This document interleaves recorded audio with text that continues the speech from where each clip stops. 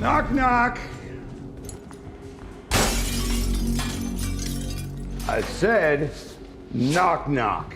The little pigs let him in, and holy shit, what a delightful episode this was. With the use of our resident chatterbox allowed to unleash that inner demon once again, steady pacing to allow for moments to breathe in high-octane stressful environments, filled in with plenty of exposition to explain the current state of relationships everywhere as we close out on Act 1 of this 6-part movie. It's good to have you back. Utilising as well the more versatile setting that we're plonked in now to great effect, seen popularised in titles like Dying Light, and honestly some excellent work with Negan and Maggie continuing the trend of explosive chemistry between them as they get on the similar page for once about what needs to be done to get where they need to be. And we get an understanding as to the extent of the Croat's influence over Manhattan. You answer to me. You provide for me. Provide for you. You belong to me. We start this one back with Negan and Maggie as they begin to scale the building alongside the elderly lady who takes Maggie's equipment for insurance as floor by floor begins flooding with walkers, and as we're about to go to intro, the three zipline across to the adjacent building with Maggie rejecting Negan's help to get over the other side. Fuck off! After this, we catch up briefly with the remnants of Hilltop making camp in a new location that Maggie mentioned last episode, and a makeshift school introduces Ginny to the other kids where she's visibly uncomfortable. They're there. Back to Negan and Maggie who regroup and ask the lady if she can help them get to the billow of smoke in the sky that they were making a beeline for last episode, to which the woman responds by getting them to come downstairs with her where they are greeted by her friends who take the pair into custody whilst their little posse compose themselves for an impending attack. Fan-fucking-dabby-dozy. As this transpires, Pearly awakens to find himself alone and that Grits is dead too, but escapes the building and makes his way over to an apartment belonging to a relative of his that appears to be his brother, where he grabs the revolver that his brother used to kill himself and flees out the window, having attracted a group of walkers with his entrance, where as he's leaving he's flung up in the air with a trigger trap and is later retrieved by the Croat and his men. Meanwhile, Negan discusses with Maggie the potential of working with these people, claiming that they are a resource, and explains who the Croat was and why Negan banished him from the Saviours. Begone, demon! After understanding who the bastard is, Maggie begins to panic over knowing what he's capable of, and when the group's leader returns to collect them, they initially decide to drop them to the Croat's men, who begin storming the building, but Negan quickly makes a deal for them both to support each other in their escape.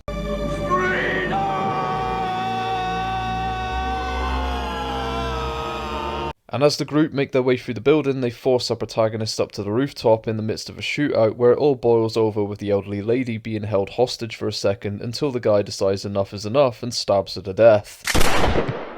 This enrages Negan, who returns to the malicious, apathetic badass we knew him once to be and delivers a chilling message to the troops below. As he approaches the second wave with excellent cinematography and camera positioning I might add, he proceeds to faceplant the killer through several panes of window, Knock, knock. then slits the throat of him and guts him over their heads, promising that if they persist with chasing this group of survivors and harm another person whilst Negan is around, the forecast will call for the storm of which they won't be able to hide from, and as he dumps the body on top of them, he turns to see Maggie, who witnessed this transpire and is visibly shaken, likely recalling her introduction to Negan all those years ago. And we close out the episode on the survivors taking a moment when Maggie reveals what they truly seek after initially lying about their intentions in Manhattan and explains that they're trying to locate the Croat for her son. The group offers their assistance provided they understand that they may not walk away from this, to which Negan looks hesitant to accept, but given there's some tension behind the question of Annie and his child, he accepts the path ahead, and we witness Ginny begin her escape from Hilltop 2.0 to search for Negan. That's a stupid decision.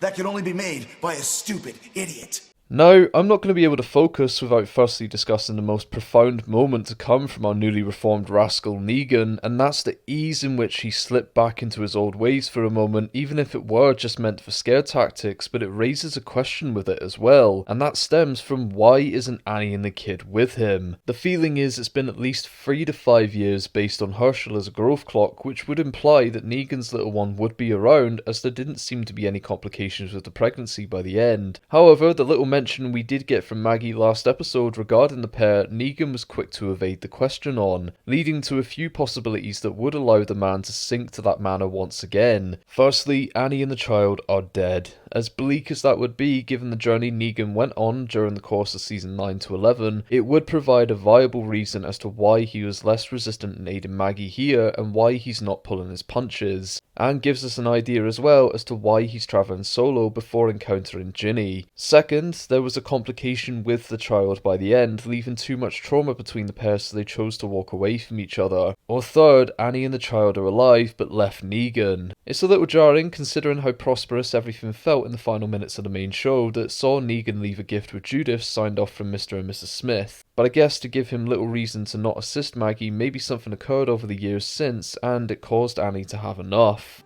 Oh, boo-hoo-hoo, my wife and child are dead. Everybody's got dead people. It's no excuse to get everybody else dead along the way. Which would still be confusing given she was aware of everything he'd done prior to hooking up but still chose to accept him regardless. So there's a degree of mystery around this, but I think it could play into why Negan has firstly taken a more morally ambiguous role now, where he commits reprehensible acts with good intention but can drop the facade so quickly and didn't blink twice when it came to almost throwing Jano overboard despite the sound reasoning last episode. The actions he committed here to get the message through to Croat's men was brutal but genuinely brilliant. I'm not condoning the actions as such, but the way this combines the two sides to Negan that we know him to have now brings me back to his lockdown special episode that had him discuss the choices and the type of man he wanted to be with himself. While the dark side to his mind told him that he'll always be the killer, but our Negan wanted to reject that, even going as far as to burn his signature bat as a sign of rebirth for himself, kissing goodbye to his late wife and the alter ego as it were. And here the evil has proven to never be a part of the power he had or what he carried to clear his path, but it was always a part of him. So you could say he found a balance somewhat where he allowed the old side of himself to explain how things will be and then almost de-hulk to become the man that we've grown to love. I might be reaching with a lot of this, but the nuance was off the charts from Jeffrey Dean here, who brought a sadistic charm back into the fray by throwing a guy's face through a window, which brought a legitimate chuckle out of me, which then turned into pure shock when he proceeded to slit the guy's throat to emulate Rain. And my hope at least is that this is an overture for how Negan will conclude the series in a final showdown against the darkest remnant of his past and channel this ferocity into putting it out once and for all. It must be said though that despite how impressive this was for Negan and his growth, what does this mean for Maggie? A woman who proved to become something stronger than she was when they met, and a force of nature because of his actions, was rattled by what she assumed to be a man at half strength come back and make a power play on par with fucking Kratos.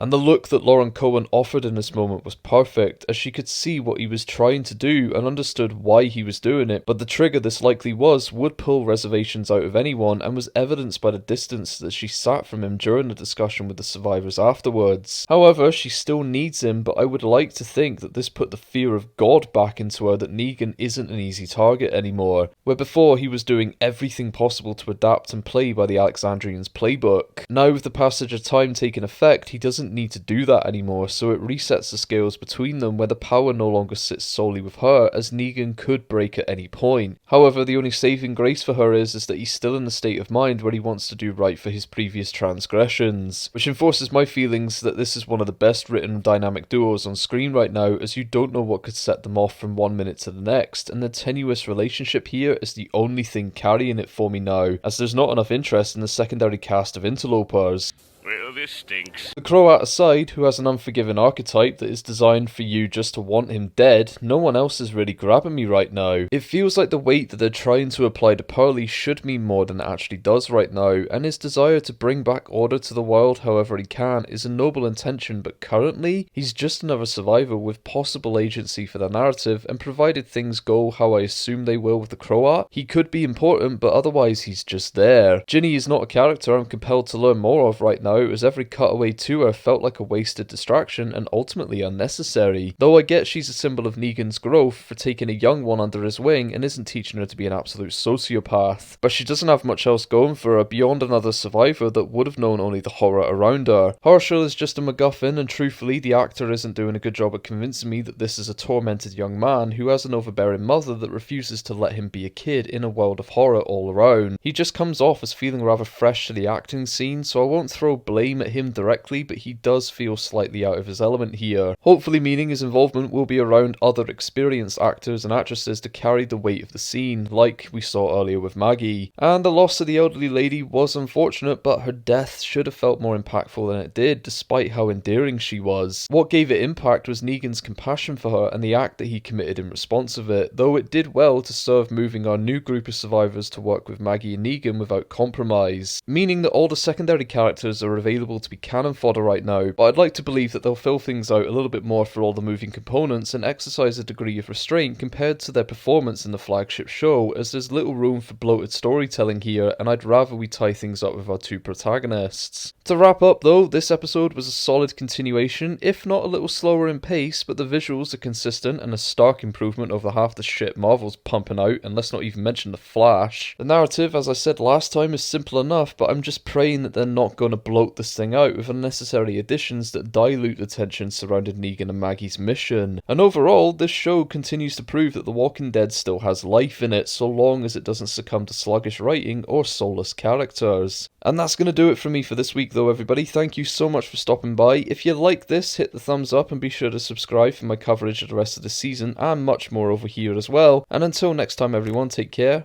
and I will see you soon.